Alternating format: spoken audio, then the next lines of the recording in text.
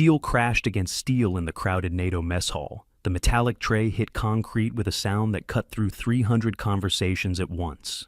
Scrambled eggs scattered, coffee pooled. Bacon strips slid across the floor like tiny fallen soldiers. Over 300 military personnel from 20 nations turned their heads in unison.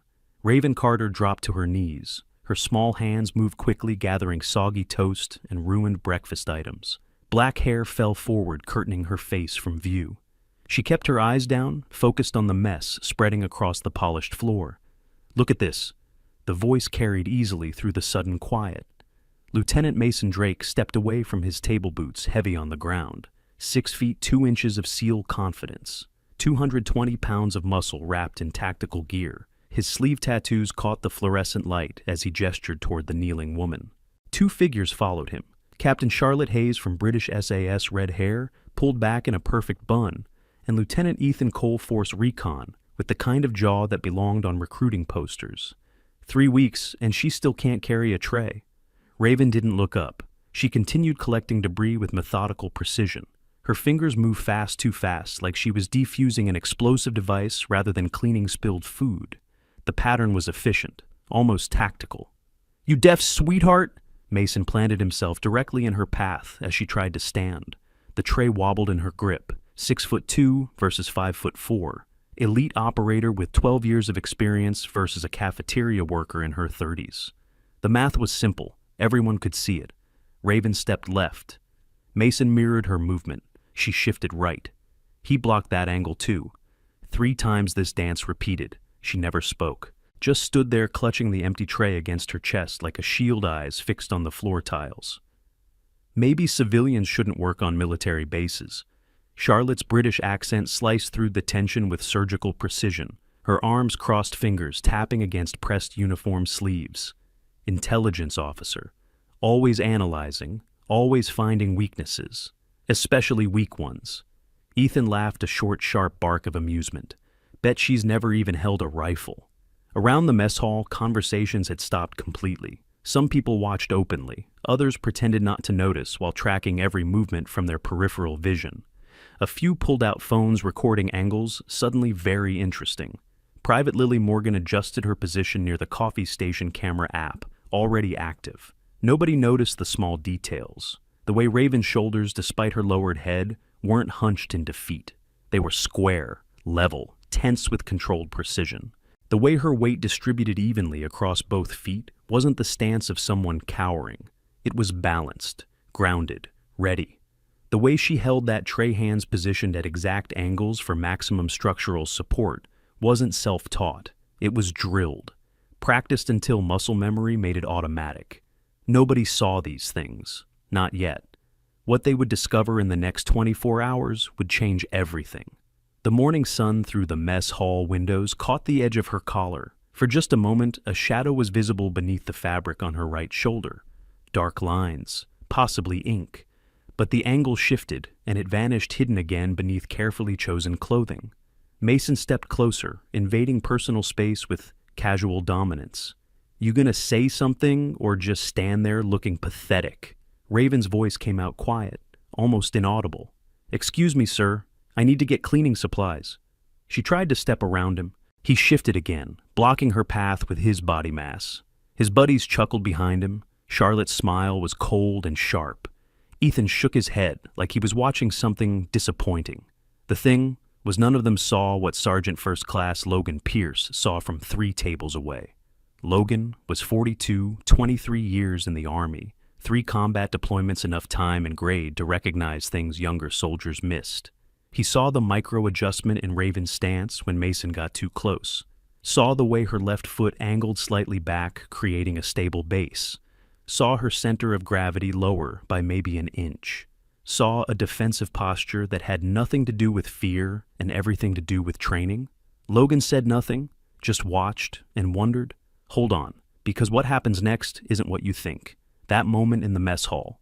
Just the beginning. See, there's a reason Raven never fights back. A reason she keeps her head down. And it has nothing to do with fear. Over the next 15 minutes, you'll see exactly what I mean. But first, you need to understand something about the people mocking her. They're not random soldiers. Each one represents the absolute best their country has to offer, and they're about to learn why silence isn't always weakness. Stay with me. Colonel Henry Walsh observed from the elevated officers' dining section, coffee cup paused halfway to his lips. The training commander for this NATO facility had 30 years of service, a chest full of medals, and zero patience for drama in his mess hall. But he also had zero patience for civilians who couldn't handle the pressure of military environments. His expression made his opinion clear. If you can't take it, don't work here. Mason finally stepped aside, giving Raven just enough room to pass. She moved quickly toward the supply closet, head still down, tray clutched tight. The crowd slowly returned to their meals, conversations resuming with that peculiar energy that follows unexpected entertainment. Pathetic, Charlotte murmured to Mason as they returned to their table. How did she even get hired? Diversity quota, probably. Ethan replied, loading his fork with eggs. Base needs to show they employ locals or something. Nobody mentioned it again. Just another morning incident, meaningless, except it wasn't. In the supply closet, Raven set the tray down with absolute precision. Not dropped, not tossed. Placed with deliberate care at a 90-degree angle to the shelf edge handle aligned with the corner. She retrieved cleaning supplies from their designated locations without hesitation, without searching, without the fumbling of someone unfamiliar with inventory. Her hands were steady now. No trembling, no fear. She turned toward the door, supplies in hand, and for just a moment, her reflection caught in the metal cabinet surface. The woman who looked back wasn't scared, wasn't weak. She looked tired. That was different. By the time Raven returned to the mess hall, the spill area had been cordoned off with a small warning sign. She cleaned methodically, precisely using efficient motions that wasted zero energy. The pattern was specific: secure the perimeter work, from outside to center, eliminate contamination, sterilize, confirm clearance. It was the same pattern used for cleaning up after IED strikes. Nobody noticed. They were all eating breakfast. The rest of the morning passed without incident. Raven worked the serving line during lunch rush, distributing meals with quiet efficiency.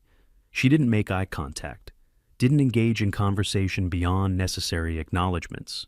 Soldiers moved through with trays, most ignoring her completely, some offering polite thanks, a few Mason's friends making small comments just loud enough to be heard. Careful with that. Ladle wouldn't want you to hurt yourself. Think she can count portions, or is that too complicated? Raven's expression never changed. Neutral, calm, absent. Corporal Connor Reed noticed, though. The 24-year-old Army medic had been deployed twice, seen enough human behavior to recognize patterns. When Raven handed him his meal tray, he saw her hands. The calluses were wrong, not the soft, rounded buildup from repetitive kitchen work. These were hard, specific formations. Knuckles, palm edges, the kind that came from striking surfaces repeatedly. Combat sports, maybe, but the distribution pattern suggested something more comprehensive. "Thank you," Connor said, making eye contact deliberately. Raven's eyes flicked up for half a second, dark brown, clear, sharp with intelligence, then back down. "You're welcome." Her voice was steady, no accent, general American English, could be from anywhere. Connor moved along, but the image of those hands stayed with him. Wrong profession for those calluses, wrong entirely. The afternoon brought equipment deliveries to the training wing. Raven loaded supply carts with requisitioned items, ammunition crates, tactical gear, training materials. The armory supply room smelled like gun oil and canvas. Fluorescent lights hummed overhead. Metal shelves stretched 12 feet high, organized with military precision. She was alone when the door opened hard, slamming against its stop. Master Sergeant Iris Bennett stepped inside. U.S. Army Special Forces. 5'9", athletic build, close-cropped blonde hair, and an expression of permanent skepticism. Iris had fought tooth and nail for recognition in a male-dominated field, earned her Green Beret through sheer determination, and had exactly zero tolerance for women who didn't measure up to her standards. Seeing a small, quiet civilian woman handling military equipment triggered something visceral. "You're the new supply clerk." Statement, not question. Iris circled the cart, examining Raven's work. "Those ammunition crates, 80 pounds each. How'd you load them?" Raven kept her eyes on the inventory sheet. "With the hand truck, Master Sergeant." "Show me." It wasn't a request. Iris pointed to an unopened crate near the back wall. Standardized military packaging. 85 pounds of 5.56mm rounds. The crate sat on the floor waiting for inventory processing. Raven set down her clipboard, walked to the crate, assessed it for 2 seconds. Then she bent her knees. Not her back gripped the handholds with proper technique, engaged her core, and lifted. Smooth, controlled. She carried it 15 feet to the cart and set it down without dropping it, without struggling, without any indication that 85 pounds was particularly challenging. The movement pattern was textbook. Military standard load-bearing technique taught in basic training. Weight distribution through legs and core. Back straight. Controlled breathing. Nothing rushed, nothing wasted. Iris's eyes narrowed. "Where'd you learn that?" "My dad was Army Reese," Raven replied, still not making eye contact. "He taught me how to lift properly when I was young. Plausible, verifiable if checked probably. But something about the delivery was too smooth, too prepared, like an answer rehearsed for exactly this question." "Uh-huh." Iris didn't move. "What did your dad do?" "What was his MOS?" "Infantry, 11 Bravo." Raven picked up her clipboard again, checking off items. "He retired as a sergeant first class." Also plausible. 11 Bravo was the most common infantry designation. Hard to challenge. Could describe 50,000 soldiers. Iris stepped closer. "Where'd he serve?" "Fort Benning. Later Fort Campbell. Deployed to Iraq twice in the early 2000s. Raven's voice remained flat. Factual. "Is there anything else you need?" "Master Sergeant, I have 3 more deliveries scheduled." "You're very calm for someone being interrogated." "I'm not being interrogated. You're asking about my father." Finally, Raven looked up, made eye contact, held it. "He died 6 years ago. Lung cancer from burn pit exposure. I don't particularly enjoy talking about him with strangers, but I understand the questions. This is a secure facility. You need to know who's handling equipment. I have clearance, I pass background checks, I do my job quietly and go home. That's all." The eye contact lasted exactly 4 seconds. Then Raven looked back at her clipboard, ending the interaction on her terms. Iris felt something shift in her perception. The submission wasn't real. This woman was choosing not to engage, which was fundamentally different from being unable to engage. The distinction was subtle, but significant. "Fine," Iris said finally. "But I'll be watching you." "Understood, Master Sergeant." Iris left. The door closed. Raven stood motionless for 30 seconds. Breathing controlled, then continued her work like nothing had happened. But her hands were shaking now, barely visible, tremors in her fingers as she marked the inventory sheet. Memory was a weapon that cut both ways. Evening brought rotation changes. New personnel arrived for the joint training exercise. 20 NATO member nations participating in a 2-week combat readiness assessment. The mess hall swelled to capacity during dinner service. Over 400 personnel, multiple languages, various uniforms, all trying to navigate the buffet line while maintaining military courtesy. Raven worked the beverage station. Coffee, tea, juice, water. Simple tasks, repetitive, safe. She watched faces pass by. Evaluated threats automatically unconsciously. North corner exit 12 feet. South exit 28 feet. Fire suppression system overhead. Kitchen access behind her. Windows facing east. 17 potential defensive positions within 30-foot radius. Her therapist had worked with her for months to stop doing this. The constant tactical assessment, the automatic threat evaluation, the inability to exist in a space without planning for violence. She was supposed to be getting better. That's why she'd taken this job. Exposure therapy. Exist in a military environment without being military. Prove to herself that she could be around this world without being consumed by it. Some days it worked. Today wasn't one of those days. "You all right?" The voice was gentle. Sergeant Liam Foster stood in front of her, empty cup in hand. 38 years old, Army medic for 16 years. Kind eyes that had seen too much suffering. He was also observant in ways most people weren't. Raven blinked, refocusing. "Sorry, coffee or tea?" "Coffee black." Liam watched her pour, watched her hand specifically. "Those are interesting scars." Her sleeves were long, but the left one had ridden up slightly during the pouring motion. just enough to reveal two pale lines on her inner forearm, straight, parallel, not self-inflicted, too clean, too precise, surgical maybe, or shrapnel entry points that had been repaired by a skilled trauma surgeon. Liam had seen plenty of both. These looked like the latter. Raven tugged her sleeve down immediately. Kitchen accident years ago. Broken glass. Must have been quite a lot of glass. His tone wasn't accusatory, just noting facts.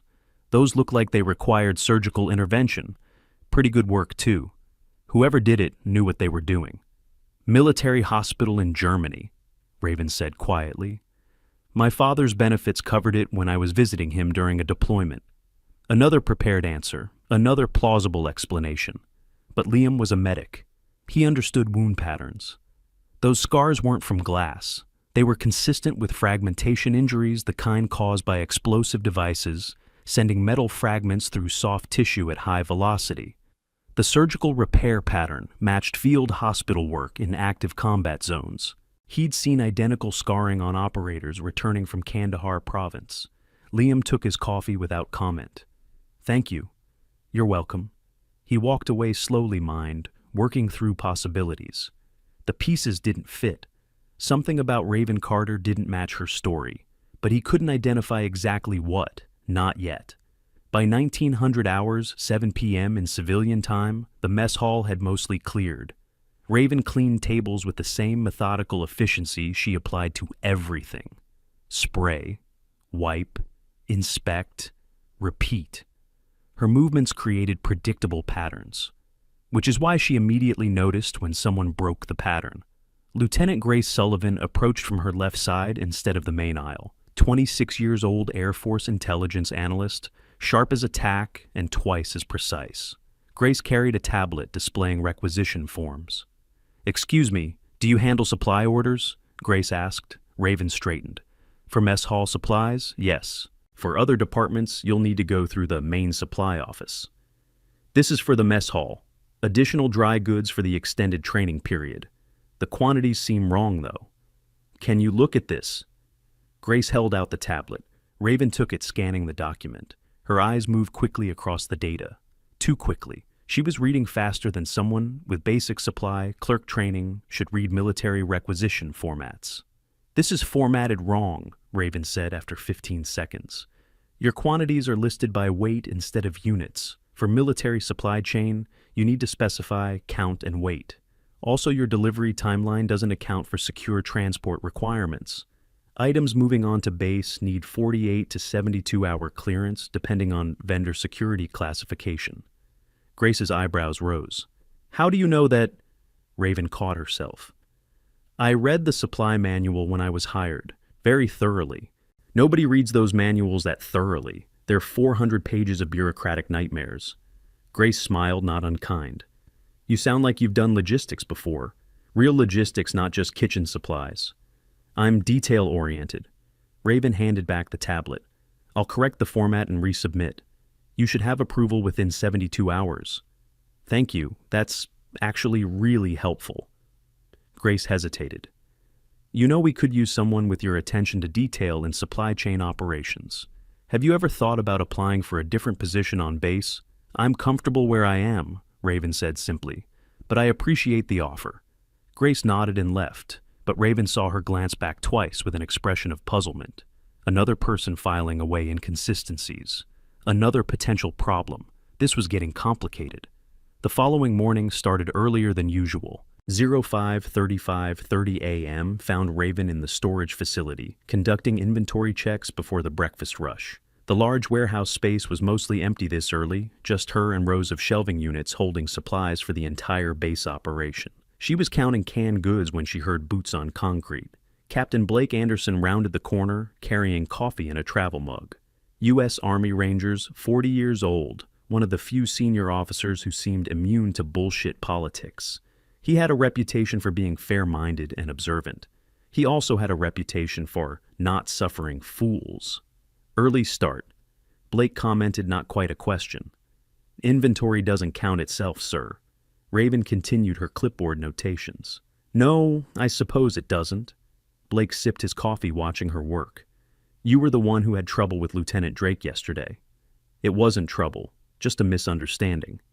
Drake's a good operator, but he can be an ass sometimes. Don't take it personally. I don't take anything personally, sir. Blake studied her for a long moment. You prior service. Raven's hand froze for half a second on the clipboard, barely noticeable. No, sir. You sure? Because you've got the bearing, the way you stand, the way you respond to rank, the automatic sir without being told. Most civilians don't do that naturally. My father was Army, Raven said, falling back on her prepared explanation. I grew up around military culture. What was his unit? 101st Airborne. Blake nodded slowly. Good division, Screaming Eagles, they produce solid soldiers. He paused. But they don't usually produce daughters who count inventory with tactical efficiency. Raven looked up at that. Sir, your counting pattern, you're working in a grid, sections and quadrants, standard warehouse management technique, sure, but the specific pattern you're using matches military supply chain methodology, the kind they teach at logistics courses in Fort Lee. Blake's expression wasn't hostile, just curious. Interesting skill set for a cafeteria worker. I'm thorough. Yeah, I'm noticing that. Blake took another sip of coffee. Here's the thing. I don't care what people's backgrounds are, as long as they do their jobs and don't cause problems. You do your job. You don't cause problems. So, whatever your story is, it's your business. But if Drake or his buddies keep harassing you, tell me. There's a difference between military culture and bullying. We allow the first. We don't tolerate the second. Thank you, sir. I can handle it. I believe you probably can. Blake turned to leave, then stopped. For what it's worth, your secret, whatever it is, you're not hiding it as well as you think. People are starting to notice things don't add up. Might want to be more careful. He walked away, leaving Raven alone with her inventory and her racing thoughts. Blake was right. She was slipping, making mistakes, showing skills she shouldn't have. The whole point of being here was to disappear into normalcy, but apparently she'd forgotten how normal people behaved, forgotten what incompetence looked like. 5 years of hiding your identity, and it only took 3 weeks for cracks to show. She needed to be more careful. Speaking of advanced technology, the training equipment at NATO facilities represents some of the most sophisticated gear in the world. Modern combat simulation systems can cost upwards of $15,000 per unit, utilizing haptic feedback and AI-driven scenario generation. These aren't your average video game setups. They are medical-grade precision tools that can monitor heart rate variability, stress responses, and decision-making patterns under pressure. The same technology that saves lives in field hospitals is now being used to train the next generation of operators. It's the kind of investment that separates elite forces from everyone else.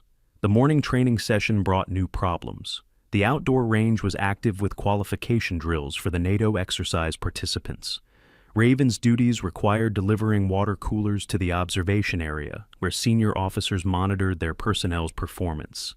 Mason was there, Charlotte too, along with Ethan and about 40 other operators from various nations. The demonstration involved weapons assembly, speed drills, a competitive event, where operators raced to field strip and reassemble their service weapons while blindfolded. Raven tried to slip in, quietly position the water coolers, and leave. She should have known better. "Hey, sweetheart," Mason called out loudly. "Come watch how real professionals work." The entire observation deck turned to look. 60 pairs of eyes, some amused, some annoyed at the interruption. Most just curious about what would happen next. Raven set down the water cooler. "I need to return to the mess hall, sir." "Oh, come on. Don't you want to see what actual military competence looks like?" Mason's grin was predatory. His SEAL buddies chuckled. "Bet you've never seen this kind of skill before." Charlotte joined in her accent, making the mockery sound almost polite. "Mason's right. This is educational. You might learn something." "Unless she's scared of guns," Ethan added. "Some people can't handle them, get all nervous and shaky." Raven stood very still. Inside, old instincts screamed warnings. Threatened animals retreat or attack. She was choosing option 3, freeze and wait for the threat to lose interest. But Mason wasn't losing interest. "Tell you what, after we finish this drill, maybe you can try holding one. See if you can manage not to drop it." Laughter rippled through the crowd, not malicious from most of them. Just people enjoying entertainment at someone else's expense. Standard military humor. Raven's jaw tightened. That won't be necessary. Aw, she's getting defensive. Mason stepped closer. What's wrong? Scared you'll embarrass yourself. Blake's voice cut through from the back of the observation deck. Drake, knock it off. She's working. Just having fun, sir. No harm in a little education for our civilian support staff. Find a different way to have fun. The moment deflated. Mason backed off with an exaggerated shrug, returning to his position for the drill. Raven used the opportunity to leave quickly, heart-pounding hands shaking again. This was getting worse.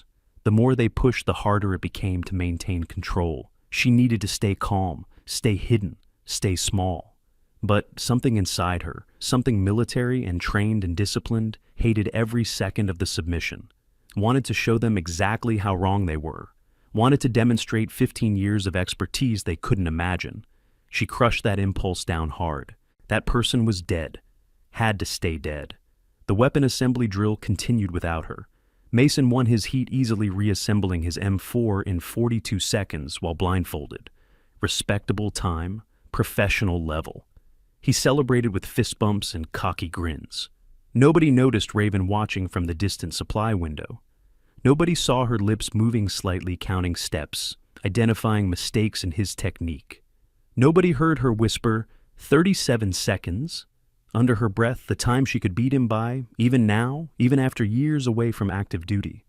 Nobody saw any of it. She made sure of that.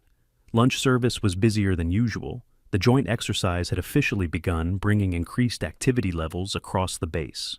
Raven worked her station with mechanical efficiency, serving food, wiping counters, refilling supplies.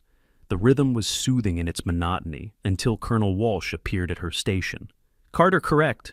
His voice carried command weight. Officers' voices always did. Raven's response was automatic spine, straightening shoulders, back, feet, positioned shoulder width apart.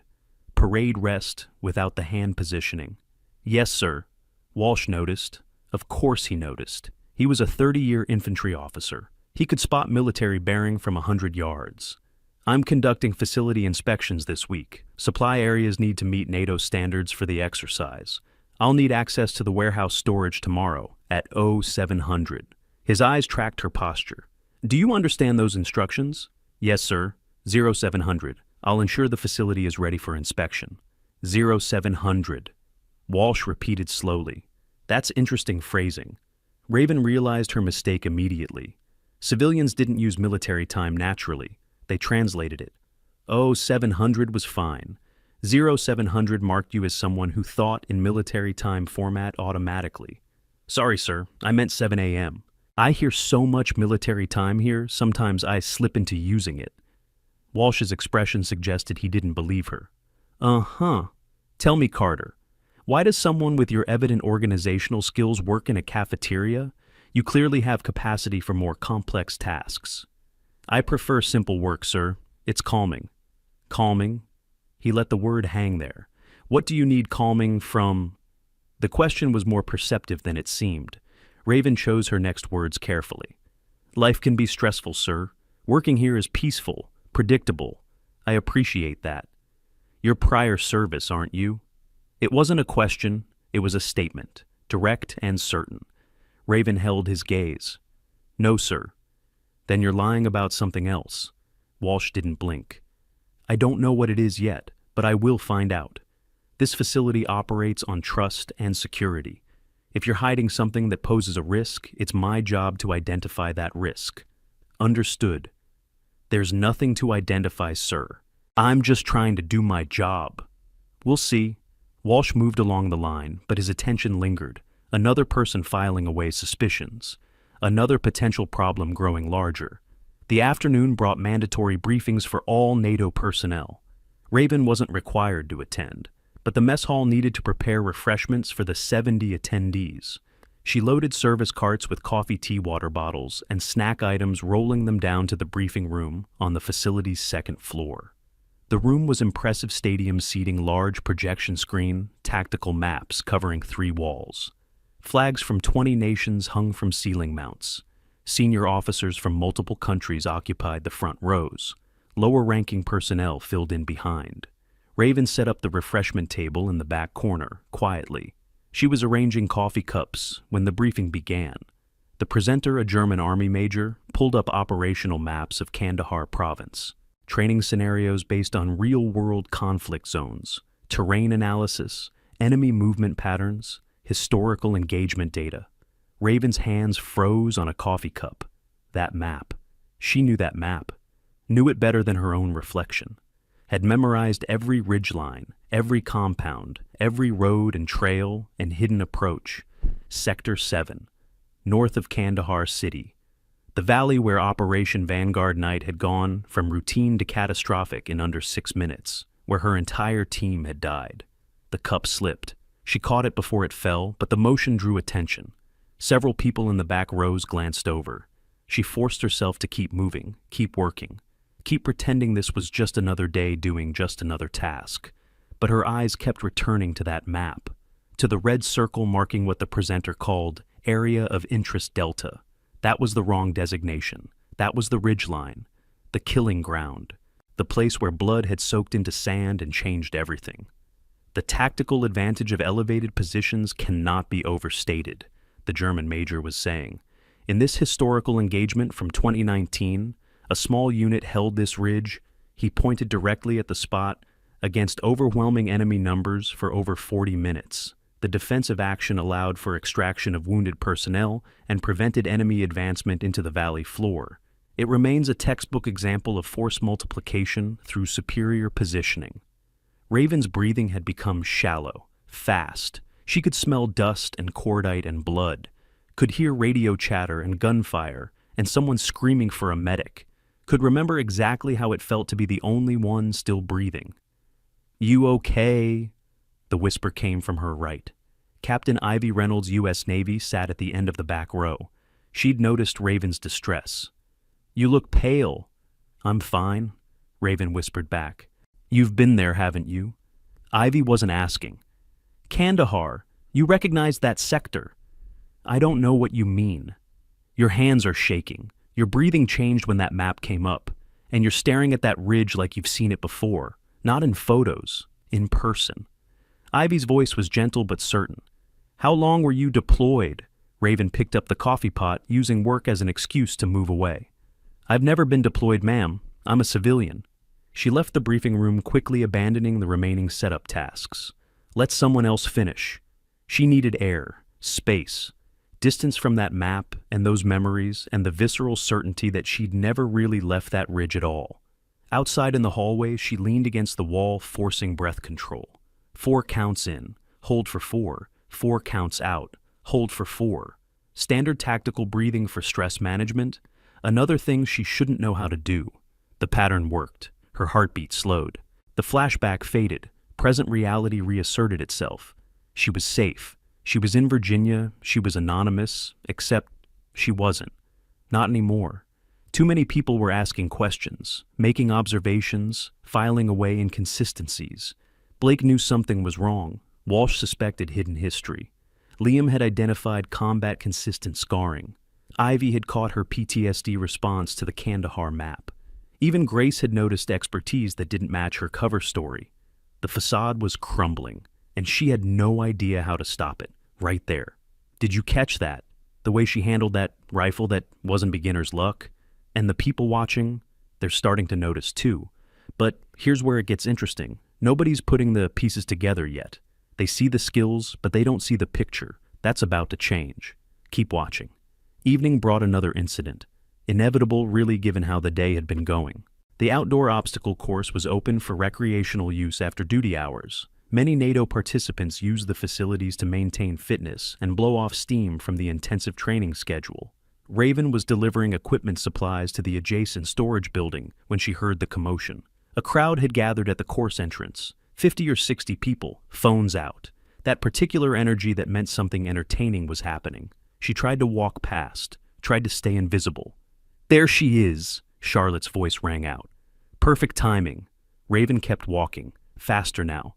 "Carter, stop." That was Walsh's command voice, Colonel giving an order. She stopped, no choice. The crowd parted as she turned around. In the center stood Charlotte, Mason, Ethan, and Iris.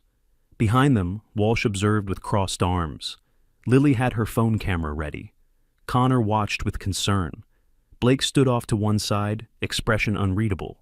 Charlotte smiled with predatory delight. We were just discussing physical fitness standards, how they're core to military effectiveness, and how everyone on this base, civilian or not, should meet minimum competency levels. I'm not military, Raven said flatly. No, you're not. But you work here. You interact with operational personnel. You handle sensitive equipment. Charlotte gestured to the obstacle course. So, here's the thing. Let's see if you can finish this course. Standard time limit 10 minutes. If you can't do it, maybe you shouldn't be working in this environment. Mason grinned.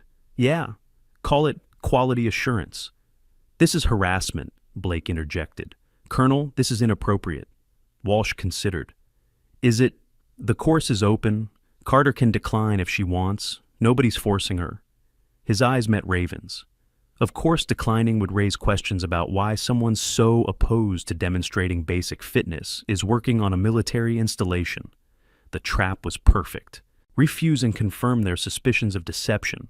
Accept and risk revealing too much. Raven looked at the course. Standard military design. Rope climb, wall vault, cargo, net, low crawl, section balance, beams, tire, run final sprint. She'd run similar courses hundreds of times, could complete this one in under 6 minutes even now, which meant she had to pretend she couldn't, had to make it look difficult, struggle appropriately, fail convincingly enough to seem genuine, but succeed just enough to avoid total humiliation. Fine, she said quietly. I'll try. The crowd's energy shifted, excitement, anticipation, phones raised. Lily moved to get better angles. Raven approached the starting line, removed her jacket, keeping her long-sleeve shirt on, hiding her arms, stretched minimally, made it look unpracticed. On your mark, Charlotte announced with theatrical flair. Go. Raven started slow, intentionally slow. She jogged to the rope climb and stared up at it like she'd never seen one before, gripped the rope awkwardly, began climbing with inefficient technique, all arms, no leg support, wasting energy. But muscle memory had other ideas. 10 feet up her legs automatically wrapped the rope correctly. Her ascent speed increased. By the time she reached the top, the movement was textbook perfect. She caught herself, made the descent deliberately clumsy, dropped the last 3 feet instead of sliding down properly, the wall vault next, 12 feet high. She approached with obvious hesitation, jumped barely catching the top edge, struggled to pull herself up, made it look hard. But when she swung her leg over, the motion was too smooth, too practiced. The tactical entry technique too obvious to trained eyes. Sergeant Logan, watching from the crowd, narrowed his eyes. The cargo net should have been her worst section. Instead, her hands found purchase points automatically. Her body moved with efficient precision up and over. No wasted motion, no hesitation. Low crawl section. This was where she made her mistake. Proper low crawl technique requires specific body positioning to minimize profile exposure. Elbows and knees, weapon cradled head down. It's not intuitive, it's taught. Raven dropped into perfect combat patrol form without thinking, cleared the 30-meter section in 40 seconds. Multiple people in the crowd straightened. That wasn't amateur movement, that was training. Liam stepped forward, mouth opening to say something. Blake held up a hand, stopping him. They both just watched. Balance beam, tire run, final sprint. Raven made them look difficult, stumbled, recovered, pushed through. She crossed the finish line at 8 minutes 20 seconds, breathing hard, sweating, looking exhausted. The crowd's reaction was mixed. Some applauded politely, others exchanged glances. Most were simply confused because what they had witnessed didn't match their expectations. Well, Charlotte said slowly, that was unexpected. She did better than 60% of active soldiers here, Ethan admitted reluctantly. Where did you learn to... I used to run track in high school, Raven interrupted, gasping, and my dad made me exercise growing up. That's all. That low crawl technique wasn't from track. Mason's voice had lost its mocking tone. That was military. I watched people practice here. I copied what I saw. Nobody learns combat patrol positioning by watching once. Iris stepped forward. You've done this before. Admit it. Raven straightened, recovering her breath faster than she should have. I haven't done anything. You challenged me, I accepted. I finished your course. Now I'm done. She walked away, ignoring the calls for her to stop and explain. Ignored the questions following her. Just kept walking until she was clear of the crowd and alone in the storage building. Once inside, she locked the door and slid down against the wall. Her hands were shaking violently now. Not from exertion, from stress, from the certainty that she just made everything worse. Outside, the crowd dispersed slowly, but conversations were happening, observations being shared, suspicions confirmed. Connor found Liam near the medical building 20 minutes later. "Doc, what did you see on that course?" Liam was quiet for a long moment. "I saw someone who's done hundreds of obstacle course runs, someone who had to actively remember to make mistakes, someone who's trying very hard to hide professional-level training. Should we report it? Report what that a civilian woman is more physically capable than we expected? That's not a crime?" Liam looked toward the direction Raven had gone. "But it is interesting. Those scars I saw on her arm earlier. They're consistent with fragmentation wounds, IED blast patterns, the kind treated in field hospitals in Kandahar province around 2019. Connor's eyes widened. "You think she was deployed?" "I think something happened to her that she desperately doesn't want anyone to know about." Liam pulled out his phone. "I'm going to check something. I treated a lot of operators in that region, task force personnel especially. Some of those wounds, they were distinctive." He scrolled through old photos on his device. Medical documentation from his deployment. Casualty images stored for reference and training. One particular set of images made him pause. A female operator. Multiple fragmentation wounds. Left forearm, right shoulder, abdomen. The shoulder wound had been severe deep tissue damage, required extensive reconstruction.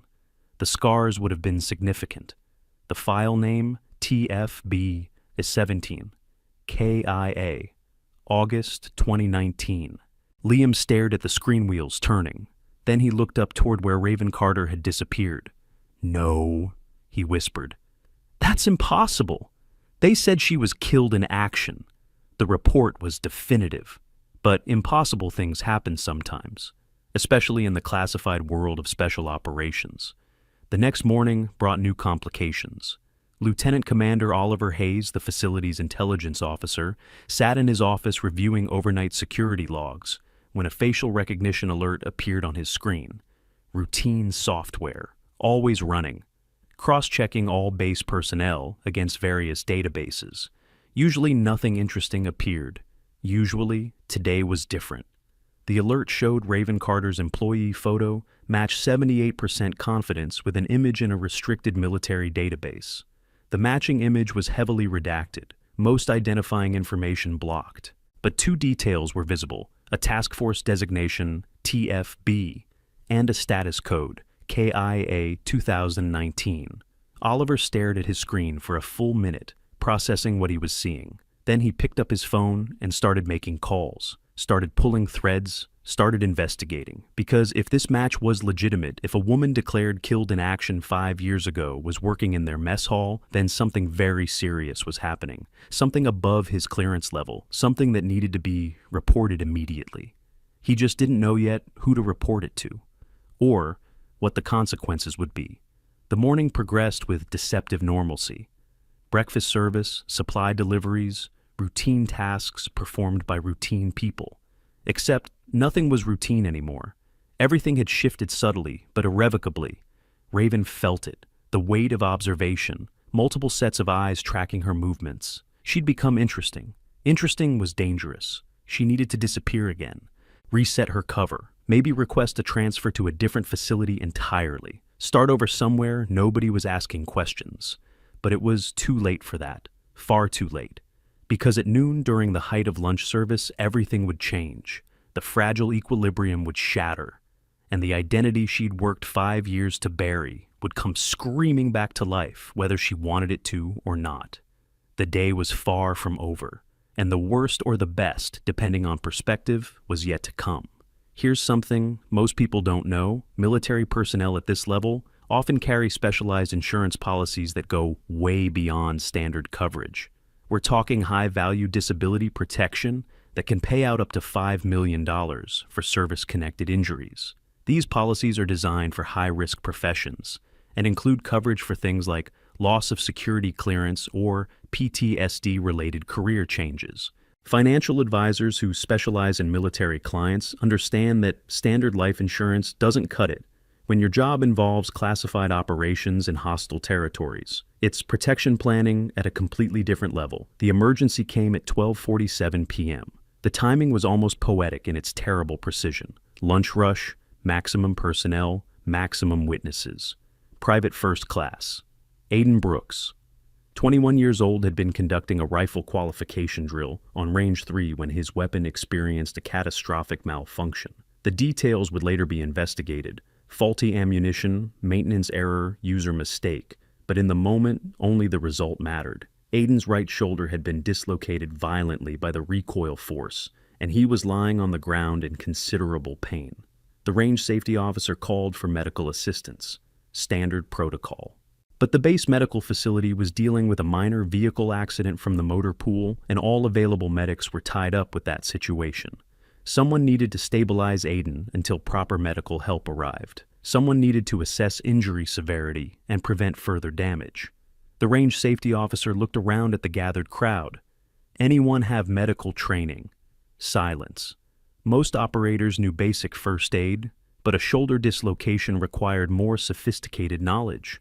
Risk of nerve damage, vascular compromise, secondary injuries. Nobody wanted to make it worse.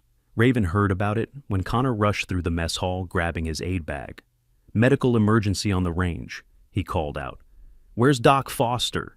"He's with the motor pool situation," someone replied. "Won't be back for 30 minutes minimum." Connor swore quietly. "I'll go alone then. Shoulder dislocation, should be manageable." He ran out. The mess hall conversation resumed. Just another minor incident, nothing unusual, except Raven knew shoulder dislocations could be extremely dangerous if handled incorrectly, knew the time window for safe reduction, knew the risks of delayed treatment. She also knew she should stay exactly where she was, keep serving lunch, stay invisible. But old instincts ran deeper than rational thought, deeper than self-preservation, deeper than 5 years of hiding. She set down her serving ladle and followed Connor. Quietly. Nobody noticed her leave. The range was a quarter mile away. She jogged, not ran. Didn't want to draw attention. Arrived at Range 3 to find a crowd of about 30 people surrounding Aiden, who was sitting up, but clearly in significant pain. His face was pale, sweat beading, right arm hanging wrong. Connor was already assessing. "Okay, buddy. I'm going to check for circulation first. Can you feel your fingers?" "Barely." Aiden gasped. "It's getting numb." Not good. Numbness meant potential nerve or vascular compromise. The injury needed reduction soon. Connor looked around. "I need someone to help me. This is going to require traction and manipulation. Doc Foster usually assists, but I can help." Raven's voice was quiet but clear. Everyone turned to look at her. The cafeteria worker, the civilian, the woman who'd been mocked repeatedly for being weak and incompetent. Connor's expression was confused. "Do you have medical training?" "Some." Raven moved forward. "Enough for this. This isn't a simple procedure. If we do it wrong..." Anterior shoulder dislocation, right side, approximately 15 minutes since injury occurred. Patient showing signs of distal neurovascular compromise. Reduction needs to happen within 30 minutes maximum to prevent permanent damage. Raven knelt beside Aiden, examining his shoulder with professional efficiency. "We're using the external rotation method, less painful than traction. Lower risk of complications. I'll talk him through it while you maintain stabilization." Connor stared at her. "How do you..." "I'll explain later. Right now we treat him." Raven's voice had changed. Calm, authoritative, precise. This wasn't a cafeteria worker speaking. This was someone else entirely. "Okay," Connor said slowly. "Tell me what you need." The next 3 minutes were clinical and expert. Raven guided Aiden into the correct position, explained each step in calm, clear language that reduced his panic, instructed Connor on proper stabilization techniques, applied gentle rotational force at exactly the right angle with exactly the right timing. The shoulder reduced with an audible pop. Aiden gasped, then relaxed as pain levels dropped immediately. Oh, thank goodness, that's so much better. Raven immediately checked circulation nerve function range of motion. Radial pulse strong, sensation returning to fingers. Good capillary refill, no obvious vascular damage. You're going to need imaging to rule out fractures, but the reduction was successful. Connor was staring at her like she'd grown a second head. That was perfect. That was better than some doctors I've seen. Where did you... I volunteer at a civilian emergency clinic, Raven said, falling back on another prepared lie. Basic trauma response training. That wasn't basic. That was TCC, Tactical Combat Casualty Care. The terminology, the technique, the confidence. Connor stood eyes locked on her. Nobody learns that at civilian clinics. The crowd around them had gone very quiet. 30 people watching, 30 people who'd just witnessed something that didn't match the narrative they'd been told.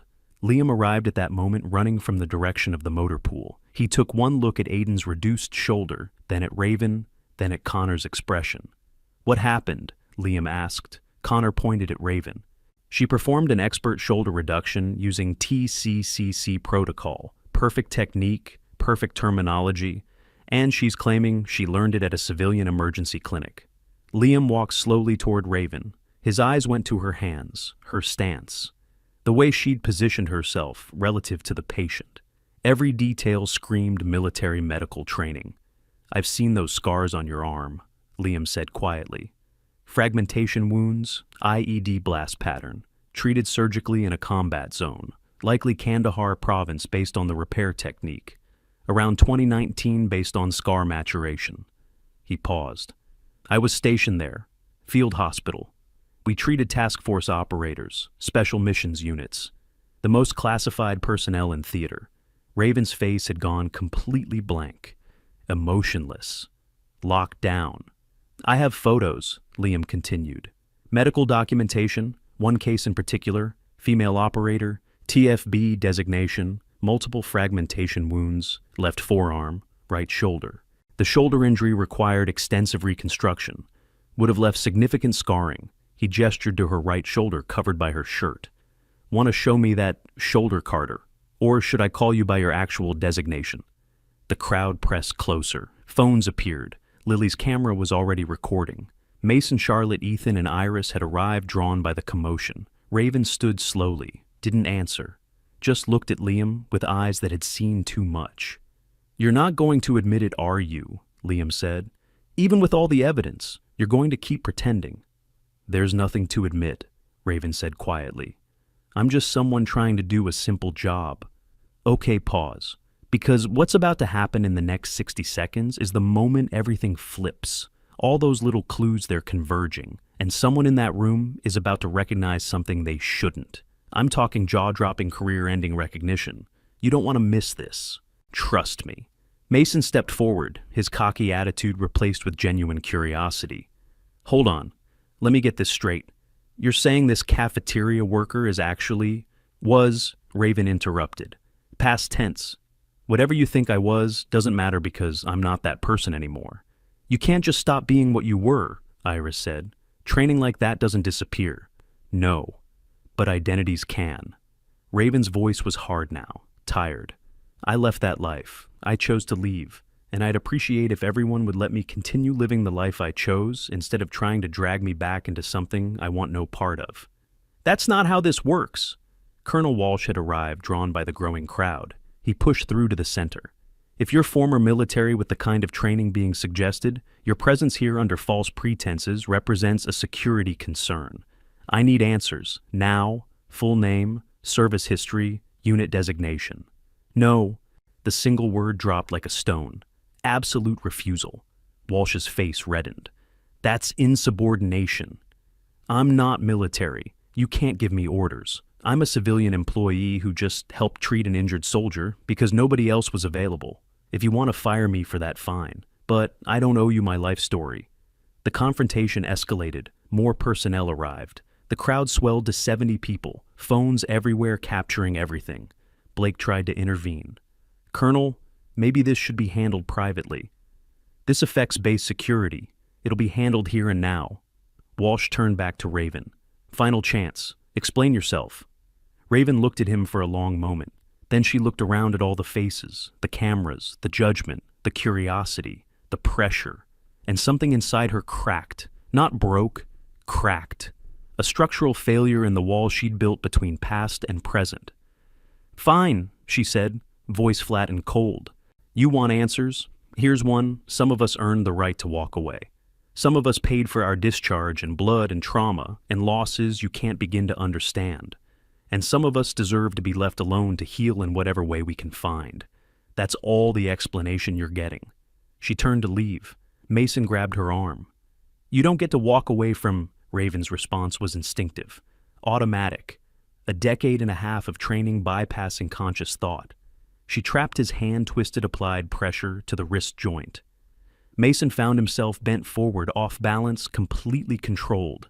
She released him immediately, horror flashing across her face. "I'm sorry, I didn't mean—" But it was too late. Everyone had seen. The technique had been too perfect, too practiced, too absolutely professional. Charlotte breathed. "That was Krav Maga, military variant?" "Specifically," Blake said quietly from the back, "that was SEAL CQC technique, close quarters combat. The kind taught to special mission units." The silence that followed was absolute. 70 people, not a sound. Then Oliver arrived, jogging from the direction of the command building. He was carrying a tablet. His face was serious. "Colonel Walsh," Oliver called out, "I need to speak with you immediately. It's about Carter." Walsh turned. "What did you find?" "Sir, this should be private." "There's nothing private anymore. Everyone here already knows something's wrong. Report." Oliver hesitated, then activated his tablet. Facial recognition match, 78% confidence. Subject Raven Carter. Match restricted military database. Status code KIA. Date August 2019. Unit designation Task Force Black. The words hit like explosive rounds. Task Force Black. The most classified Tier 1 unit in U.S. Special Operations. The unit that didn't officially exist. The unit whose operators were so deep in the black that even their families didn't know what they really did. And KIA, killed in action, dead. Officially deceased for 5 years. Except, she was standing right there, very much alive. Someone in the crowd whispered, "Holy cow!" Mason had backed away holding his wrist. His face showed shock, confusion, and the beginning of comprehension. You were... Raven's expression had shut down completely. Total emotional lockdown. She stood perfectly still, saying nothing, revealing nothing, except the absolute confirmation of her silence. Walsh stepped forward slowly. "Show me your right shoulder, right now." "No. That's not a request. This is a security." "I said no." The standoff lasted 10 seconds. Then Walsh nodded to 2 MPs who'd arrived with Oliver. "Detain her. We'll continue this discussion in a secure facility." The MPs moved forward, reached for Raven's arms. And that's when everything went to absolute chaos. Because what none of them had considered, what none of them could have predicted, was that at that exact moment, conducting an unannounced inspection tour of the NATO training facility, a very senior officer was walking across the grounds. Rear Admiral James Fletcher, U.S. Navy, SEAL Command, 54 years old, 32 years of service. A man who'd seen more classified operations than most people could imagine. A man who'd personally coordinated with Task Force Black on Operation Vanguard Night in August 2019. Fletcher was walking past Range 3 heading toward the command building when he heard the commotion, heard the crowd, saw the MPs attempting to restrain someone, saw the woman's face, and froze completely. Just stopped walking, stopped breathing, stared, because he recognized her. Despite the shorter hair, despite the weight loss, despite 5 years of aging and trauma and change, he recognized her. Recognized the operator he'd been told died in a helicopter crash during extraction. Recognized the most decorated and most classified soldier he'd ever had the privilege of supporting. Recognized Death Angel. Fletcher's mouth opened. No sound came out. His brain couldn't process what his eyes were seeing. Reality had just broken fundamental rules about life and death and classified status reports. Then he did something that would become legendary in military circles, something that would be discussed and analyzed and debated for years. He came to attention, full military bearing, spine straight, shoulders back, heels together. And he saluted, sharp, precise, holding the position. 70 people turned to see what the Admiral was doing, saw him standing at attention, saluting a cafeteria worker.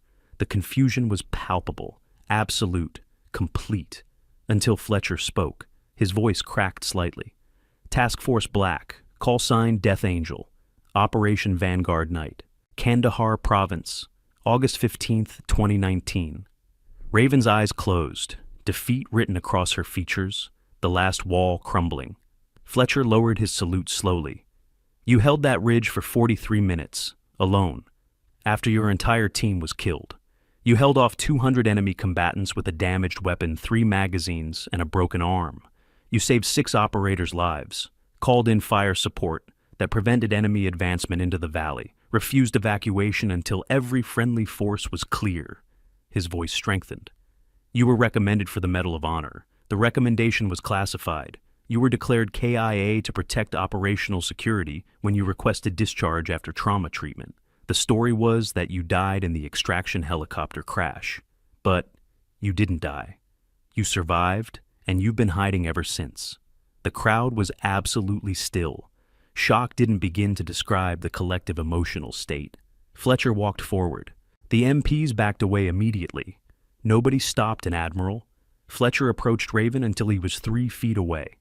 Show them, he said quietly. They've already figured it out. Show them the truth. Raven's jaw clenched. Admiral, please. That's an order, Sergeant First Class. The rank designation hit like a hammer. Confirmation, validation, truth. Raven's hands moved to her collar, slowly, reluctantly. She unbuttoned the top 2 buttons of her shirt, pulled the fabric aside, exposing her right shoulder. The tattoo was exactly as described in classified files. Skull with angel wings. Latin phrase, mors ante dedecus, death before dishonor. Serial number TFB17. And below that, 8 tally marks, 8 lines, 8 teammates, 8 people who didn't come home. The visual was devastating, proof positive, screenshot worthy, undeniable. Fletcher's eyes watered. Your team was family, I knew them. Hernandez, Kim, Rodriguez, Jackson, Martinez, Owens, Chen, Davis. Good people, great operators. They died protecting a mission that saved hundreds of lives, and you survived to remember them. Raven's voice was barely a whisper. I didn't want to survive. I wanted to die with them. But you didn't. You lived. And then you chose to disappear because living with the memories was harder than dying would have been. Fletcher turned to address the crowd, volume rising. Listen to me, all of you. What you're seeing right now is classified above top secret. Task Force Black doesn't officially exist. Its operators don't officially exist. Sergeant First Class Raven Carter was officially declared killed in action 5 years ago. That status protected her identity and allowed her to leave service after severe psychological trauma from watching her entire team killed in front of her.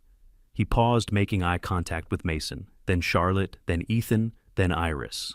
This woman you've been mocking, this weak civilian you've been harassing, she has more combat experience than everyone here combined. 12 years of service, 47 classified missions, multiple decorations that will never be publicly acknowledged. She was, and I emphasize the past tense, one of the most effective special operations soldiers this country has ever produced. The weight of those words settled on the crowd like physical pressure, and she chose to walk away from that.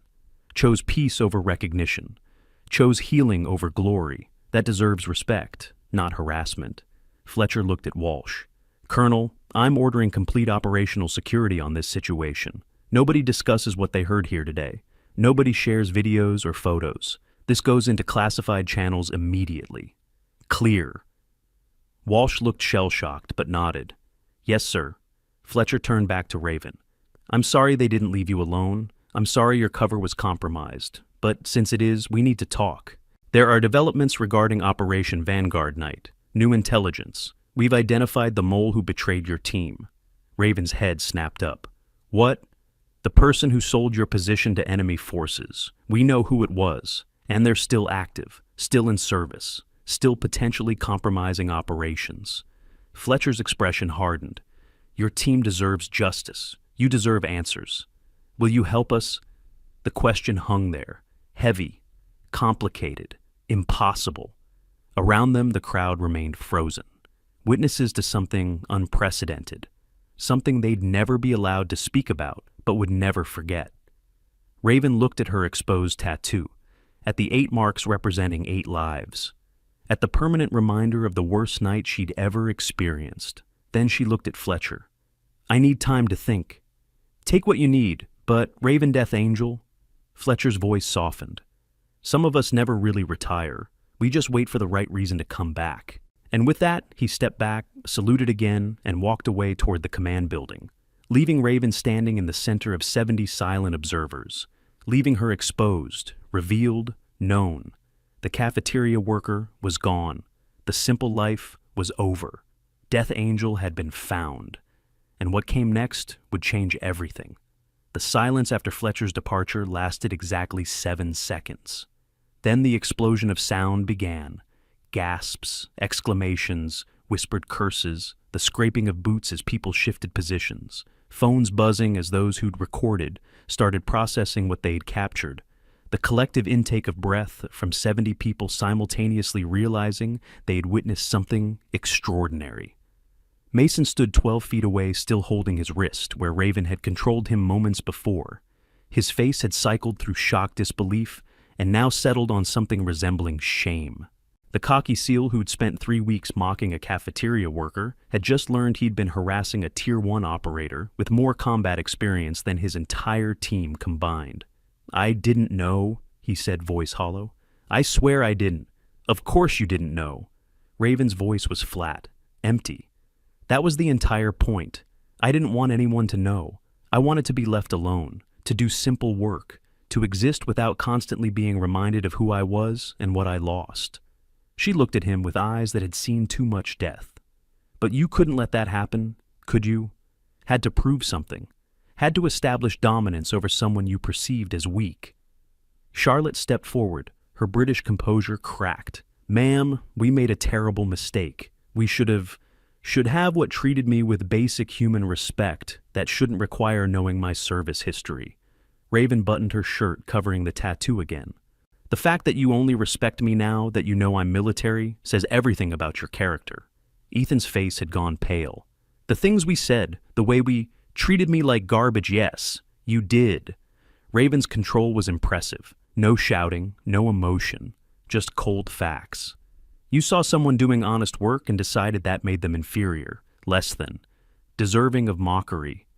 That reflects on you, not me. Iris stood frozen, her aggressive feminism suddenly confronting its own contradiction. She'd spent weeks undermining another woman based on assumptions about weakness, never considering that true strength sometimes looked like choosing peace over conflict. I became what I hated, Iris whispered. I fought so hard to be taken seriously as a female operator, and then I turned around and did to you exactly what was done to me. Her voice cracked. I'm sorry. That's not enough, but I'm sorry. Colonel Walsh had recovered from his shock enough to start issuing orders. Everyone not directly involved clear this area immediately. This is now a security situation. Lieutenant Hayes collect all phones and recording devices. Everything goes into classified channels. Oliver was already on his tablet typing rapidly. Sir, I'm pulling the complete file now, requesting higher clearance access. This is going to take a few minutes to decrypt. Do it. I want full confirmation before we proceed. Walsh looked at Raven. You're going to need to come to the command building. Admiral's orders supersede mine, but we still need proper documentation of this situation. Raven didn't respond, just stood there, arms wrapped around herself, looking smaller now than she had even during the worst harassment. Being recognized hurt more than being invisible. Blake approached carefully. For what it's worth, I suspected something was off, but I never imagined this. Task Force Black. That's legendary. Legends aren't real, Raven said quietly. Just people doing terrible things in terrible places and trying to survive it. The Admiral said you held a ridge for 43 minutes alone. That's not just survival. That's watching everyone you care about die while you're too slow to save them. That's living with that failure every single day. That's the real story nobody puts in the legends. Her voice was steady, but the pain underneath was obvious. I held the ridge because I had no choice. I saved those 6 operators because they deserved to live. And then I spent 3 years in therapy trying to remember how to function like a normal human being. That's the part they leave out. Logan Pierce stepped forward, old veteran recognizing trauma in another soldier. You have survivor's guilt. Classic response to losing your team. It's not guilt if it's your fault. It's never just one person's fault when operations go wrong. You weren't there. You don't know. No, Logan agreed. But I know operators. I know how you think. I know you've replayed that night 10,000 times, finding every mistake, every decision that might have changed the outcome. And I know you're wrong, because if you really had made fatal mistakes, you wouldn't have saved 6 operators and prevented enemy advancement. You did your job under impossible circumstances. The fact that you're still alive to feel guilty proves you did it right. Raven's jaw clenched. Pretty words don't change the score. 8 dead, 1 alive. That's not success. That's failure with a survivor. Connor had been listening, medic brain processing everything. The shoulder injury the Admiral mentioned. That's what left the scars, isn't it? IED fragmentation. RPG, close range, caught me while I was moving between positions. Shrapnel through the shoulder joint, compound fracture, severed artery. I treated it myself until the medevac arrived because there was nobody left to help me. Raven's voice was clinical, detached. Field surgery with my offhand while maintaining defensive fire. 4 hours. Then I passed out from blood loss. Woke up 3 days later in Germany. The crowd had thinned as Walsh's orders were enforced, but about 20 people remained senior officers, the main antagonist's key witnesses. Each one processing this information differently. Liam stepped closer to Raven, medical professional to wounded soldier. The nightmares you mentioned waking up from. PTSD. Complex PTSD, severe. The VA gave me every diagnosis in the book. Trauma response disorder, anxiety, depression, suicidal ideation, substance abuse problems for a while. She said it matter-of-factly.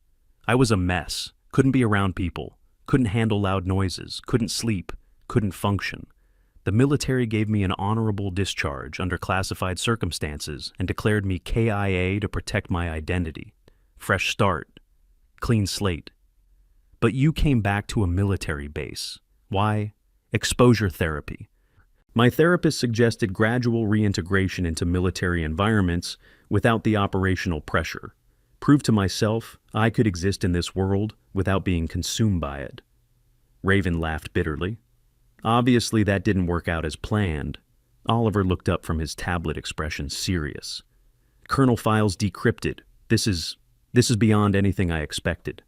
Read it. Everyone here has already seen too much. Might as well give them the full picture. Oliver cleared his throat. Subject Carter Raven Lee, rank Sergeant First Class, Service U.S. Army, Unit Task Force Black JSOC, Special Missions Unit, years of service 12, total deployments 8, classified operations 47 confirmed. Decorations include Medal of Honor, classified Purple Heart, times 3 Bronze Star with Valor, times 5 Army Commendation, Medal times 7 Combat Infantry Badge, Special Forces, Tab, Ranger, Tab, Halo, Qualification, Scuba Qualification, Advanced Language Certifications in Arabic and Pashto. He paused, scrolling. Specialized Training, Advanced Marksmanship, Breaching Operations, Close Quarters. Combat Field, Medicine Intelligence, Gathering, Counterterrorism Operations. Mission Success Rate 94.3%. No disciplinary actions. Exemplary service record across all metrics. The statistics were staggering. Raven had been what every operator aspired to be. Oliver continued.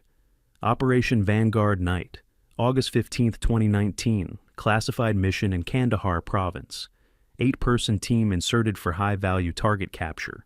Mission compromised intelligence later suggested internal betrayal. Enemy forces numbered approximately 200 heavily armed, prepared for engagement. Team ambushed during extraction phase. His voice dropped. Casualties 7 killed in action. Rodriguez died providing covering fire for team withdrawal.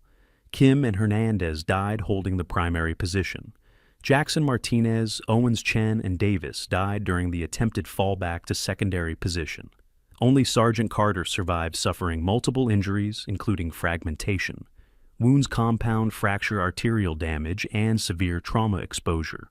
Carter maintained defensive position on elevated ridge for 43 minutes, preventing enemy advancement, called in AC-130 gunship support, coordinated extraction of 6 wounded operators from adjacent unit who were pinned down by the same enemy force, refused medical evacuation until all friendly forces were clear, passed out from blood loss during final extraction, medevac to Bagram, then Germany, then Walter Reed. Oliver looked up. Medical discharge granted after 18 months of treatment, PTSD diagnosis, declared KIA under classified circumstances at her request, cover story helicopter crash during training exercise, family notified of death, closed casket funeral conducted, full military honors. Except she didn't die, she just disappeared. The weight of that history settled on everyone present. This wasn't just an operator. This was a legend who'd walked away from glory because living with the memories was unbearable. Grace Sullivan had tears in her eyes. You're the one from the documentary, the classified one shown only at command level. They called it the Angel of Kandahar. They teach your tactics at Fort Benning now. Advanced Infantry School uses your operation as a case study in force multiplication and defensive positioning under overwhelming odds. Raven's expression was bitter. They turned the worst night of my life into a training video. Wonderful. They honored your sacrifice.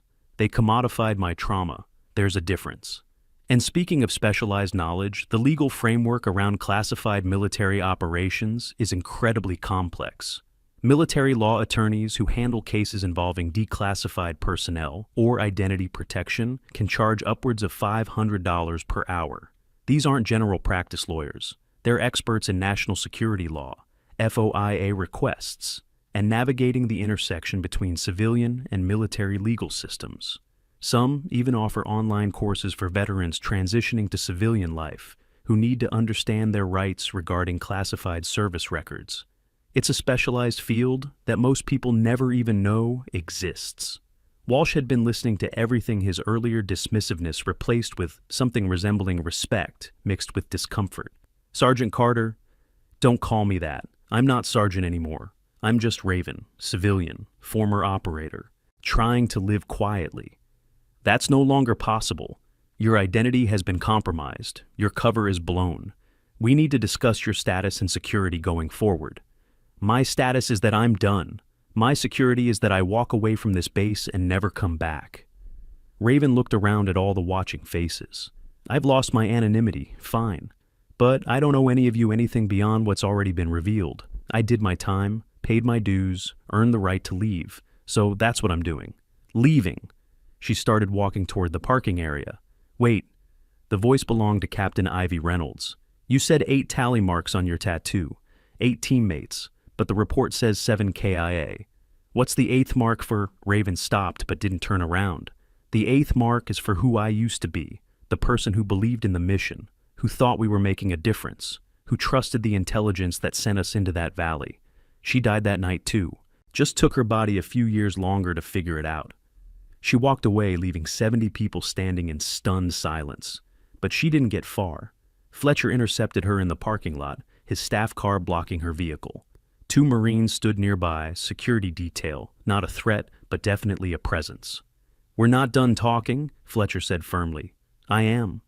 Raven, listen to me. I knew your team. I coordinated with them on 6 different operations before Vanguard Night. Rodriguez saved my life in Fallujah back in '06. Jackson was at my wedding. These weren't just operators to me. They were friends. That made Raven pause, turn around slowly. Then you understand why I can't go back to that world. I understand why you don't want to, but I'm telling you there's unfinished business, the mole who betrayed your team. We've identified him. He's a JSOC liaison officer. He's been selling operational intelligence to enemy forces for 6 years. Your team wasn't his first betrayal. And if we don't stop him, they won't be his last. Raven's hands clenched into fists. Who is it? That's classified, but I can tell you that he's still active. Still trusted, still sending soldiers into compromised operations. Fletcher stepped closer. I'm not asking you to return to active duty. I'm asking you to help us build the case that stops him. Your testimony, your knowledge of what happened that night. You're the only survivor, the only witness, the only one who can connect the dots between what you experienced and what we've learned since. Testimony means going public, means losing what little privacy I have left.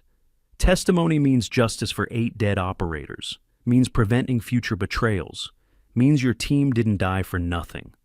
The emotional manipulation was obvious, but it was also effective, because Fletcher was right. Rodriguez Kim, Hernandez Jackson, Martinez, Owens, Chen Davis, they deserve justice. They deserve someone to care that they'd been betrayed. I need to think about it, Raven said finally. I need time. You have 48 hours. After that, we move forward without you. But Raven, those 8 marks on your shoulder, they're not a burden. They're a responsibility. Honor them by finishing what they started. Fletcher left. His Marines followed. Raven stood alone in the parking lot, feeling the weight of the past pressing down like a physical force. She drove back to her small apartment on the civilian side of base housing, sat in her car for 20 minutes, staring at nothing, then went inside, locked the door, and allowed herself to break down properly. Crying, shaking, all the emotions she'd been suppressing for hours finally erupting. Grief for her exposed identity, anger at the people who'd forced the revelation, pain from memories she'd been trying to bury, fear about what came next. It took an hour before she could breathe normally again. So that's the story of how a cafeteria worker became a legend at NATO. But here's the thing, there's more. Because that file the Admiral saw, it contained details I couldn't share in this video. Details about where Raven is now and what happened to the people who put her team in that ambush. Want that story? It's coming next. The consequences began immediately. Within 6 hours, everything had changed. Mason received formal orders to report to his commanding officer. The meeting was brief and devastating. Written reprimand in his permanent file. Removed from training leadership position. Mandatory harassment prevention training. Formal apology required written and verbal to be delivered to Raven Carter within 48 hours. His SEAL teammates didn't hide their disappointment. You harassed a Medal of Honor recipient, his squad leader said flatly. You made our entire unit look bad. You embarrassed the teams. That's not how we operate. You're benched until you prove you've learned something. Charlotte's situation was similar, called before her SAS command structure. British military politeness couldn't hide the severity of the reprimand. Removed from intelligence assessment duties, transferred to administrative role pending review. Her career trajectory previously on track for promotion to major had hit a wall. You displayed appalling judgment, her superior officer stated coldly. You allowed personal biases to override professional conduct. The woman you mocked has more operational experience than you'll achieve in 20 years. That kind of failure to recognize excellence reflects poorly on your analytical capabilities. Consider your advancement prospects significantly delayed. Ethan faced his Force Recon commander, a grizzled colonel who didn't waste time with pleasantries. Reassignment effective immediately. You're going to a training platoon, teaching recruits. Maybe there you'll learn the difference between confidence and arrogance. You harassed a Tier 1 operator, someone who's forgotten more about combat than you've learned. That shows fundamental lack of judgment. Fix yourself or find another career. Iris's confrontation with her Special Forces command was perhaps the most pointed. Her female battalion commander didn't hide her disappointment. You spent years fighting to be taken seriously as a female operator, years proving that women belong in Special Forces, and then you turned around and degraded another woman based on superficial assessments. You became exactly what we've been fighting against. Formal probation. 6 months. One more incident and you're done. Use that time to figure out who you want to be. But the consequences extended beyond the main antagonists. Colonel Walsh found himself in a video conference with NATO, Command, and Pentagon representatives. The questions were pointed. How did a classified operator work on your facility for 6 months without detection? What security protocols failed? Who authorized her employment? Why wasn't her background more thoroughly vetted? The employment was legitimate, Walsh explained. Her civilian identity was created by JSOC as part of her discharge process. It passed all standard background checks because it was meant to pass. The system worked as designed. What failed was the culture that allowed harassment to escalate to the point where her cover was compromised by defensive necessity. Explain. Walsh took a breath. 4 operators, 3 from allied nations, systematically harassed a civilian employee for 3 weeks. Multiple witnesses, multiple incidents. The harassment escalated until she was forced into situations that revealed her training. Had our personnel treated her with basic professional respect, her identity would have remained secure. The silence on the other end was heavy. Institute immediate facility-wide respect and conduct training. Submit a complete report within 72 hours. And Colonel, this reflects poorly on your leadership. Consider this a final warning. The institutional impacts rippled outward. NATO revised contractor background check procedures, new protocols for protecting veterans with classified service histories, improved security measures for identifying personnel with enhanced threat profiles. The Department of Defense initiated a review of veteran transition support, particularly for special operations personnel with severe PTSD.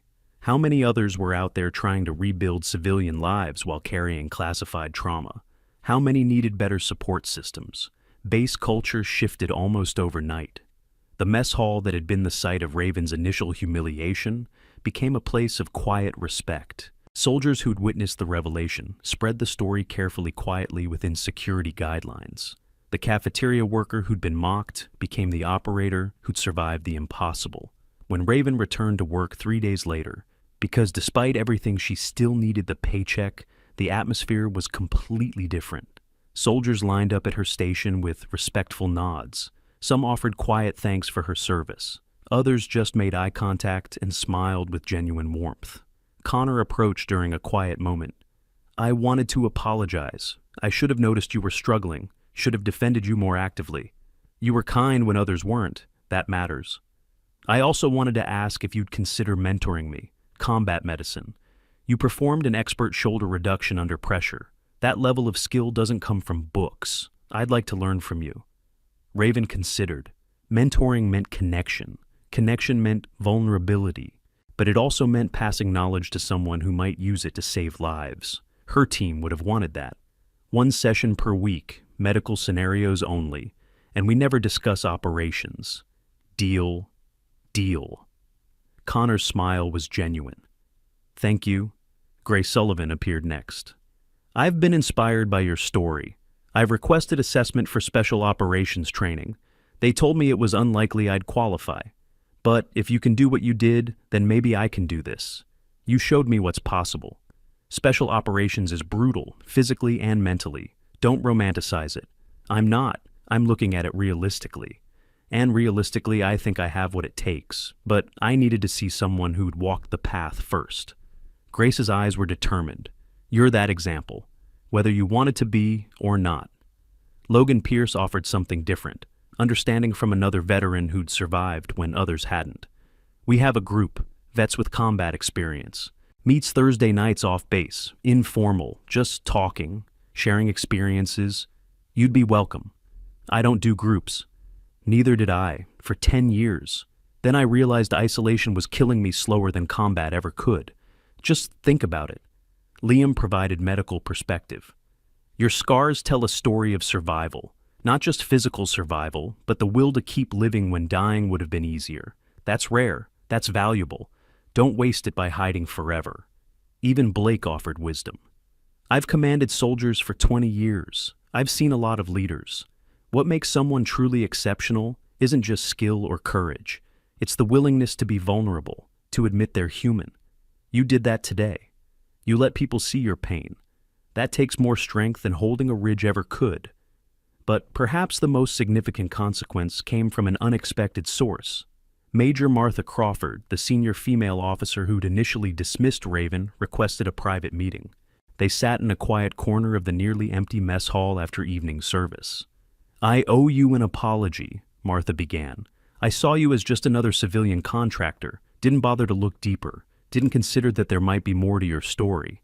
That failure of perception reflects my own biases and limitations. You weren't the only one. No, but I should have been better. I'm senior enough to know better, old enough to have learned that People contain depths we can't see on the surface. Martha paused. I'm also chairing a committee on women in combat roles, policy recommendations for expanding opportunities. I'd like your input, anonymous if you prefer, but your experience, particularly as someone who succeeded at the highest levels and then chose to walk away, that perspective is invaluable. Raven was quiet for a long moment. Why did I walk away? That's what you really want to know. Yes, because success at those levels requires sacrificing parts of yourself. Your peace, your mental health, your ability to connect with normal life. I gave 12 years and came away with PTSD, nightmares, trust issues, and 8 dead friends. That's the cost. And I decided I'd paid enough. Raven met Martha's eyes. Before you encourage women to pursue special operations, make sure they understand the full price. Not just the physical challenges, the psychological toll, the cost to their humanity. That's honest. That's necessary. The military sells glory and honor and patriotism. All true. But they don't sell the aftermath, the years of therapy, the inability to be around crowds, the hypervigilance that never turns off, the relationships that fail because you can't explain what you've experienced. That's the truth nobody talks about. Martha nodded slowly. I'll include that perspective. Thank you. The weeks that followed brought gradual normalization. Raven continued working. Though her duties expanded to include supply chain consultation, her expertise too valuable to waste on just cafeteria work. She maintained professional distance but allowed small connections. Weekly medical training with Connor.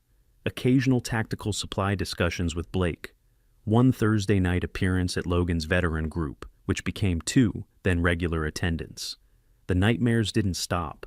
The PTSD didn't disappear. But the isolation lessened.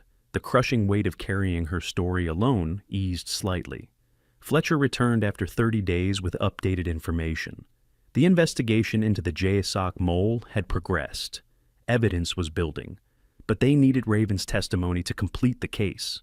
Needed her to describe exactly what happened the night of Operation Vanguard night. Needed her to connect intelligence patterns to operational outcomes. I've thought about it, Raven told him. About what you said. About responsibility.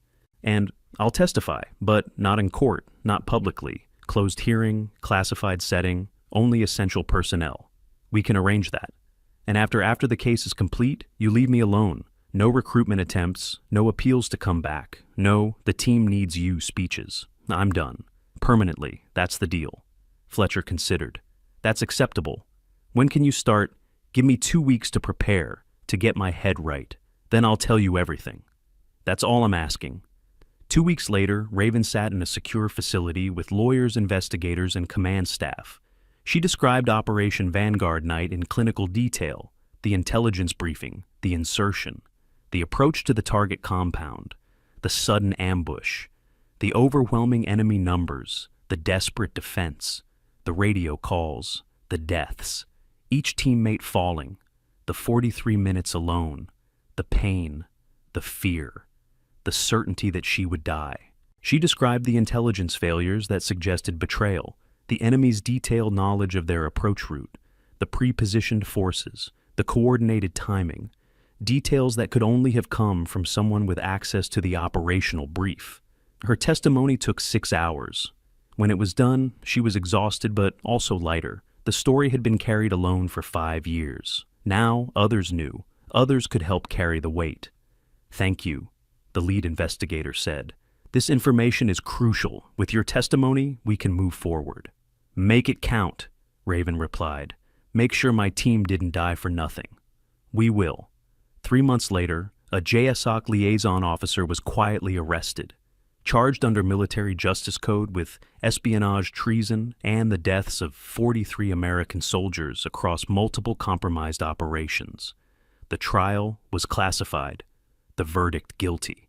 The sentence life imprisonment without parole at Fort Leavenworth, maximum security facility. Justice served, not publicly celebrated, but served nonetheless. Fletcher called Raven personally. It's done. The mole is convicted. Your team has justice. Thank you for seeing it through. Thank you for having the courage to come forward. I know what it cost you. He paused. And I'm keeping my promise. No recruitment, no appeals. You've done your part. Go live your life. I intend to. 6 months after the revelation, Raven received an unexpected visitor at her apartment. Iris Bennett carrying coffee and wearing civilian clothes. Can I come in? Iris asked. Raven hesitated, then opened the door wider. They sat at the small kitchen table. Awkward silence for a moment. Then Iris spoke.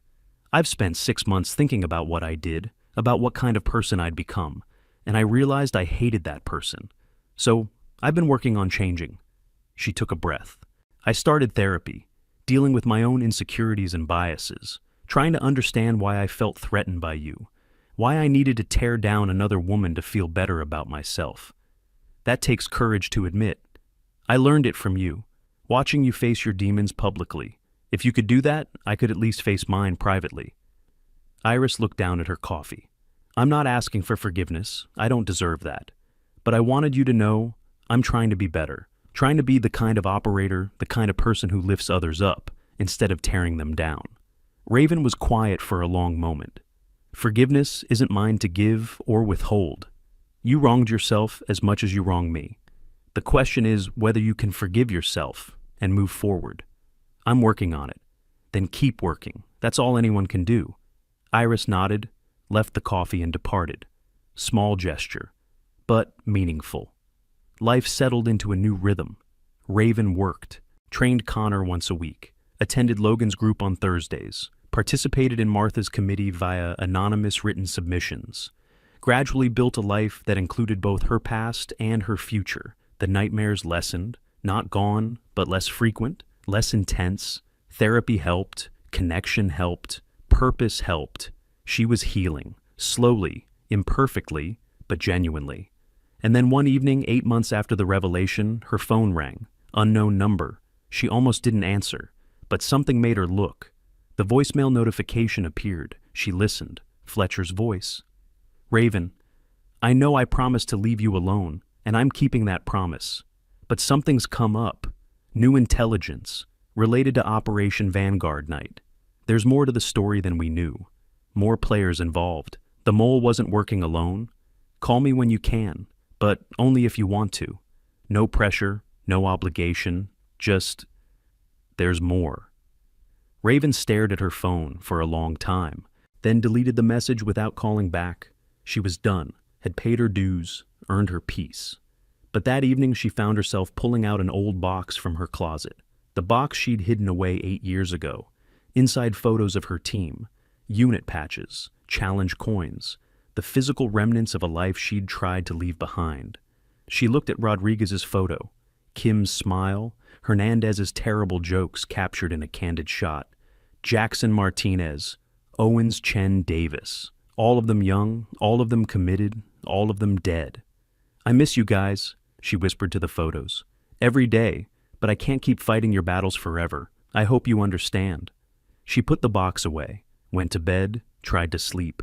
But Fletcher's words echoed, there's more to the story, always more, always another mission, another threat, another reason to come back. The next morning, Raven saw something that made her blood run cold. Sitting in the parking lot across from her apartment, a black sedan, tinted windows, government plates, 2 figures inside barely visible. She watched them for 5 minutes. They didn't move, just observed. She got in her car and drove to work. The sedan followed, maintaining distance, professional surveillance. At work, she mentioned it to Blake. He made some calls, came back with interesting information. The vehicle is registered to a DoD contractor, security services. But when I asked which contract, I got transferred 3 times and told the information was classified. Someone's watching me. Someone's protecting you. There's a difference. Or both. That evening, the sedan was still there. Raven approached it directly, tapping on the driver's window. It lowered 2 inches. Can I help you? She asked. Negative, ma'am. Just performing security observations. On whose authority? Can't disclose that, ma'am. Am I in danger? Pause. Potentially. But you're covered. We're here to ensure no threats materialize. The window closed. End of conversation. Raven went inside, locked her door, and called Fletcher. There's a surveillance team on me. Government. Who authorized that? Fletcher's voice was careful. After the mole's conviction, we discovered he'd passed your identity to several hostile intelligence services, foreign actors who might be interested in a Tier 1 operator.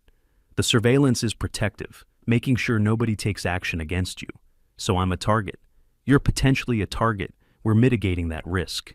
By watching me constantly, by ensuring your safety, there's a difference. When does it end? When we're certain the threat has passed. Could be months, could be years. Raven hung up without responding, sat in her quiet apartment, looked at the walls that had felt safe until today. She pulled out her laptop, opened an encrypted email account she hadn't accessed in years, found the message Fletcher had sent following his voicemail, the classified file attached. She stared at the attachment for 10 minutes, then opened it. The file contained new intelligence. The mole had been working for a larger network, foreign intelligence, organized crime, rogue military contractors, a web of corruption far deeper than anyone had realized. An Operation Vanguard night hadn't been an isolated incident. It had been part of a larger operation to eliminate witnesses to weapons smuggling operations in Kandahar province. Her team had been targeted, specifically, deliberately, because they'd seen something they shouldn't have on a previous mission. The file included names, faces, organizations, a network that was still active, still operating, still profiting from chaos. And at the bottom of the file, a note from Fletcher. Your team stumbled onto something bigger than anyone knew. They died to protect this information. The question is, do we finish what they started? Raven closed the laptop, stood, looked at herself in the mirror. She saw the woman she'd become, quiet, peaceful, healing. But underneath, she still saw Death Angel, warrior, operator, someone who finished missions. Her phone rang. Fletcher again. This time she answered. I read the file, she said, and I'm not coming back. I'm done with operations, done with the life. Understood. But I'll consult. Intelligence analysis, pattern recognition, identifying targets and connections. From here, remotely, no field work, no active operations. That's acceptable. When can you start? Raven looked out her window at the black sedan, at the watchers protecting her, at the life that would never quite be normal again. Send me everything you have. I'll review it tonight. Thank you. Don't thank me yet. This doesn't mean I'm back. It just means I'm helping. There's a difference. I understand. After hanging up, Raven made coffee. Strong, black. The way she'd drunk it in the field. Opened her laptop again, started reviewing files. Outside, the black sedan remained. Inside, one operative spoke into a radio. Death Angel is active again. Confirm visual. Do we maintain position? The response crackled back, affirmative. Maintain observation. She's under protection status. Nobody touches her. Copy that. The sedan settled in for a long watch. Inside her apartment, Raven worked through the night, analyzing data, finding patterns, connecting dots, using skills she'd thought she'd left behind.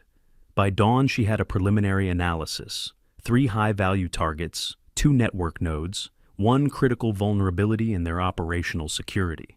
She sent the analysis to Fletcher with a note. This is what I see, but remember, I'm not coming back. Some angels don't return to heaven. They just wait in the shadows watching over those who still fight. She closed the laptop, looked at the 8 tally marks visible on her shoulder in the mirror's reflection.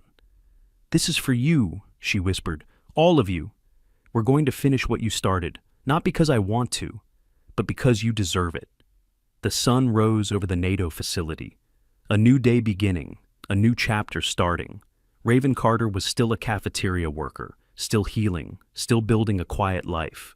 But she was also still Death Angel, still protecting, still serving, just in different ways now. Some warriors retire, some disappear, some die, and some just wait, patient, watchful, ready. Because the mission never really ends. It just changes form. And Death Angel was patient. She'd waited 5 years already. She could wait as long as necessary. The real question wasn't whether she'd return to action. The question was, when the moment came, when innocent lives hung in the balance and nobody else could do what needed doing, would she answer the call? The file on her laptop held that answer, encrypted, waiting. A door she could choose to open or leave closed. She looked at the black sedan outside, at the protectors who'd become shadows in her life, at the complicated future unfolding. Then she went to work, served breakfast, smiled at soldiers, lived her quiet life. But in the evening she returned to the file, continued analyzing, kept working. Because some questions don't have simple answers, some missions don't have clean endings, some angels never quite stop fighting. They just change tactics, adapt, evolve, and wait for the right moment to strike.